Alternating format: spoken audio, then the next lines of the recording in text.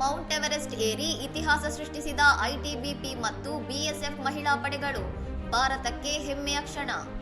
Indo Tibetan border police ಪಡೆ ತನ್ನ ಮೊದಲ ಸಂಪೂರ್ಣ ಮಹಿಳೆಯರ ಅಂತಾರಾಷ್ಟ್ರೀಯ ಪರ್ವತಾರೋಹಣ ದಂಡಯಾತ್ರೆಯನ್ನು ಮೌಂಟ್ ಎವರೆಸ್ಟ್ ಶಿಖರದಲ್ಲಿ ಯಶಸ್ವಿಯಾಗಿ ಪೂರ್ಣಗೊಳಿಸಿದೆ.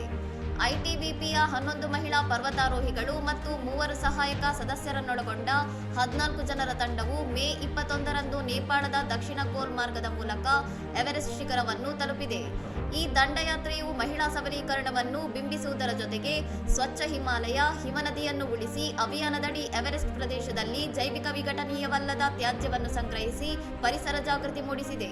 ಮತ್ತೊಂದೆಡೆ ಗಡಿ ಭದ್ರತಾ ಪಡೆ ತನ್ನ ವಜ್ರ ಮಹೋತ್ಸವ ಆಚರಣೆಯ ಅಂಗವಾಗಿ ಮಿಷನ್ ವಂದೇ ಮಾತರಂ ಅಡಿಯಲ್ಲಿ ತನ್ನ ಮೊದಲ ಮಹಿಳಾ ದಂಡಯಾತ್ರೆ ತಂಡದೊಂದಿಗೆ ಎವರೆಸ್ಟ್ ಶಿಖರವನ್ನು ಯಶಸ್ವಿಯಾಗಿ ಏರಿದೆ.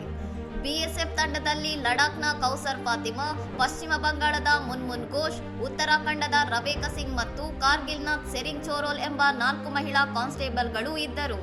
ನಿಲ್ಲುವುದೇ ಸವಾಲಾಗಿರುವ ಎವರೆಸ್ಟ್ನ ಕಠಿಣ ಎತ್ತರದಲ್ಲಿ ಬಿಎಸ್ಎಫ್ನ ಈ ಮಹಿಳಾ ಸೀಮಾ ಪ್ರಹಾರಿಗಳು ಒಟ್ಟಾಗಿ ವಂದೇ ಮಾತರಂ ಗೀತೆಯನ್ನು ಹಾಡುವ ಮೂಲಕ ನಾರಿ ಶಕ್ತಿಯ ಅದಮ್ಯ ಮನೋಭಾವವನ್ನು ಜಗತ್ತಿನ ತುದಿಯಲ್ಲಿ ಪ್ರದರ್ಶಿಸಿದ್ದಾರೆ. ಇನ್ನಷ್ಟು ಸುದ್ದಿಗಳಿಗಾಗಿ ನೋಡ್ತಾ ಇರಿ ಸೌರಂ ಟಿವಿ.